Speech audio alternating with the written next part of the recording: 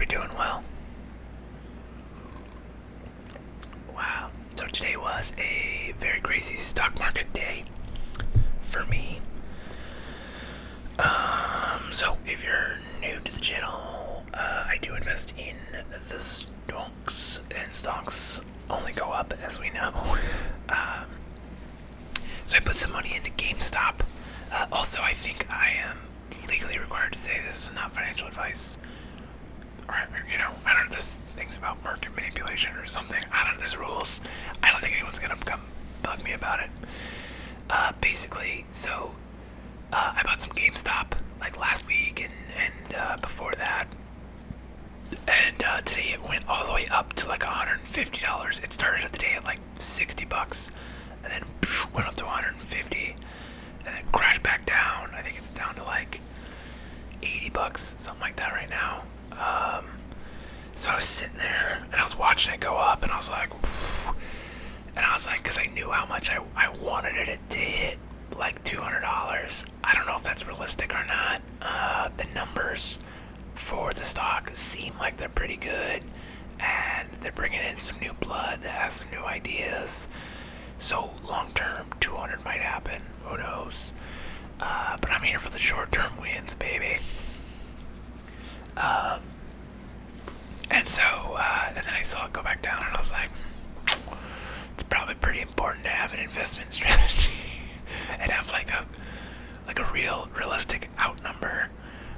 So I'm gonna see what happens tomorrow. But even how it ended, I'm still up like a whole lot. So very thankful I hopped on the GameStop rocket, even though it was a bit of a risk. And then I bought some BlackBerry, which is I learned a lot about BlackBerry, which I know GameStop and BlackBerry were my stock plays this last month, and it's like, really? But they're both up a lot. What's interesting, a lot of people don't realize, is that BlackBerry has they've been doing a lot of software, and so they like signed a deal with Amazon, and they have a lot of technology through SpaceX, and like they own like all these patents and stuff. So the stock was like wildly undervalued, and then people now are just like coming around to it. Oh, bear just sneezed. It's kind of spooked me too. So that's crazy. It's gone up like a lot. Some people think it could go, up to $50-$60. I don't know if that's realistic or not. Long term, again, everything long term eventually might get up there. This bear's just making all this noise.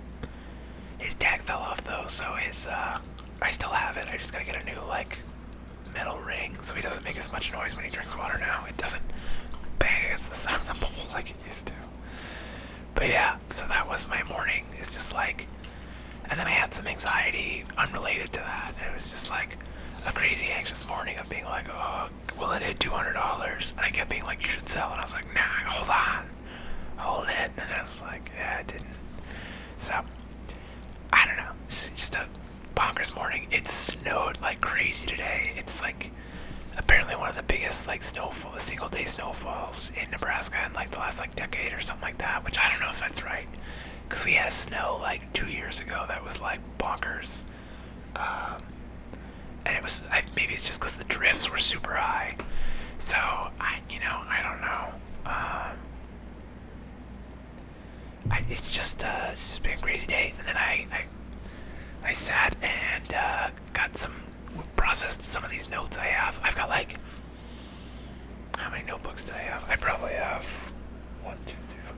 I have like 6, 7, 8, like 8 notebooks to like process, which some of them are only like 20 or 30 pages, and some of them are like all the way full of just like ideas I've had for videos that span back like to 2012. And so I'm like, I want to get making stuff this year, so let's go through the well and find stuff, which I don't know if that's the best strategy or if I'm just doing, because I'm like going through all of them and digitizing it, which will make it easier to do. But also I think I'm just kind of like procrastinating a little bit and like trying to be like, well, you're decluttering these notebooks, so it's helpful. And you're like, well, that's kind of true, because I am moving soon and I am trying to get rid of as much stuff as possible before the move. because, the less stuff you have, the easier, the less stuff you have to carry out. Um, so that's kind of the big, but, processing this stuff, it's giving me a lot. I just have so many ideas for like a personal brand thing that I want to do, and I think I'm just scared of it, and I think I just need to care less, because like this ASMR stuff, like it's not doing amazing. I don't have like 1,000 views a day or anything like that. Like I get 100 views, and I think that's pretty cool. And so it's like maybe I just need to care less, and just start, and then from there, start build that following, and then I can like, okay, now there's people watching, put a little more effort into it, a little more effort, but I think I just need to like do this and just wing it. But I think at the same time, the utility of this channel is for me to just ramble and for you to fall asleep, because I'm so boring and like convoluted that it doesn't really matter what I say. Whereas there, it's like, okay, like brevity counts. And so then you start to overthink words. I can't like explain things several times and just go off on wild tangents that I never like close loops on. So maybe the real answer is just to be as short as possible, and then it's like, you don't have to be that good if it's super short. It's less good. You don't have to be as entertaining for as long. Then it becomes, how do you boil down these complex ideas into like 2 minutes? Still hot coffee. I added some hot cocoa mix to my coffee tonight to make like a mocha coffee. I'm still perfecting it. It's not there yet. It's still too hot to drink. So I don't know. But yeah, so that's where I'm at. How are you doing? I haven't been asking questions lately because I feel like when I started doing question of the day, I got less engagement, less responses. And a lot of the people that used to comment like just stopped commenting. So I was like, oh, people must not like question of the day. So I guess I'll just talk about more dumb stuff to get people going. But making a lot of noise over here, moving stuff. Yeah, I don't know. I think I had a pretty good day. It started really anxious, and then with all the stock stuff and all the other stuff happening, and then it's, I'm just like, okay. I feel like I'm starting to kind of get a handle on the stock market stuff for now. I mean, we're still in a really good market, so that could change, but I mean, as always, I'm gonna give you a pitch like, hey, put some money in the stock market, like, for real. It's bonkers how the stock market is right now. Not just that it's going, in general, it's going up and up and up, which is great. Eventually that will stop and it'll go down, which is fine, it happens. But like, I was telling someone today, like, when the first time I invested in the stock market, it was 20 years ago, and you had to pay a fee every time you did a trade, and it was $7, right? So like, just to buy one share, you had to pay $7, and then if you wanted to sell it, you had to pay another $7, right? And then I was also remembering, like, they also had like account maintenance fees that ended up being so much, they ended up just forcing the sale of my assets and then taking the money because my account was too small. Which is like, looking now, it's like that was all horseshit that they could do just to charge fees and steal my money, essentially. So it's like the fact that you can like get on your phone and like $5 and you could buy a partial share, like bonkers. Like, like you can go get on Robinhood. I think Webull is another one that also is on the phone.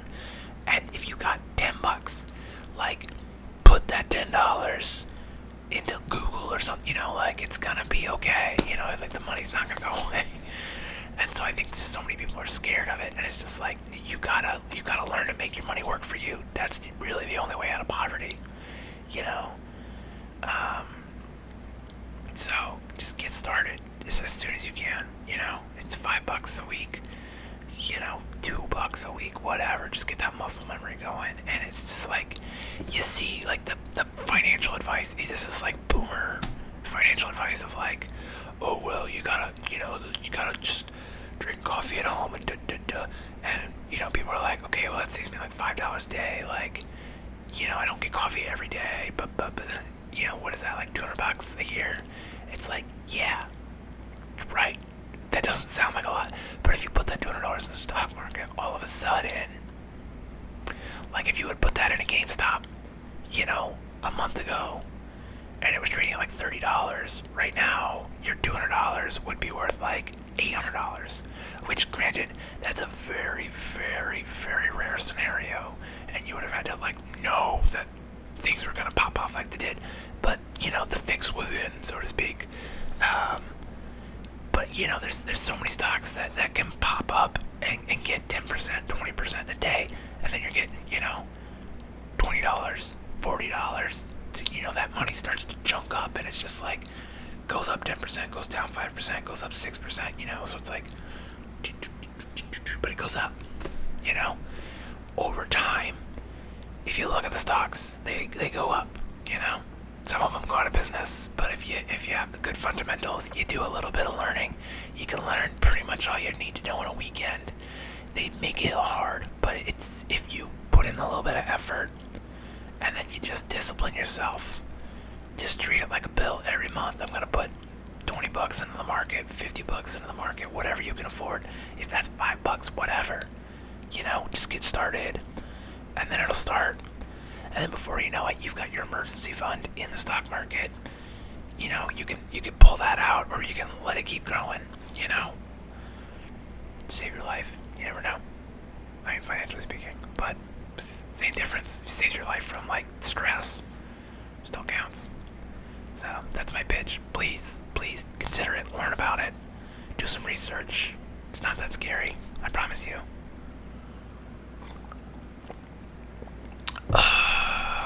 Okay, so that's done. Whew. Yeah. Yeah. That's kind of really all I had to talk about. My mind is just like crazy on stocks right now. Because it's snowing out. I can't leave my apartment. Can't play hockey. Can't go outside to like hang out. Just try to like declutter stuff. And focus on stocks. Get through these notes. Process all that. That's the big goal this week, is to process all these notes. Which I've done a very good job. I've already thrown away like two notebooks and like a folder and like countless pages of paper that are just like not relevant to me anymore, that are like ideas I had, or like stuff I've already done or already changed, or all this stuff. So I don't know, just gearing up to take on this year and do it big, and just poof. 2020 sucked. 2021 is not gonna suck, and so far we're off to a real good start with some of these stock market wins, and been getting some jobs here and there. I'm still waiting on that hammer to drop on the taxes, because I know I'm gonna owe, because I wasn't paying them like the estimates that I should have been. But so it goes, right? I don't think it'll be that big of a deal. The only problem is that the taxes are gonna hit the same time I'm moving, so it's gonna be a very expensive, like, couple. So, but I got about 2 months to prep for it, 2 months to save, 2 months to hopefully make some good stock plays that will, build me up and pay for that stuff. So, wish me luck. I wish you luck. I wish you courage. That's really what it is. I heard something the other day. Not to say, when people are going through tough times, it's not so much about wishing them luck, but more wishing them the willpower, wishing them the courage, wishing them the strength to persevere regardless of what happens. And so that is what I wish for you, is to be strong, and whatever comes at us this year, we're going to tackle it, and we're going to accomplish it. It's not that things won't be so bad, it's that we will make them good. Okay? So, as always, thank you so much for watching. I hope you're doing well. See you next time.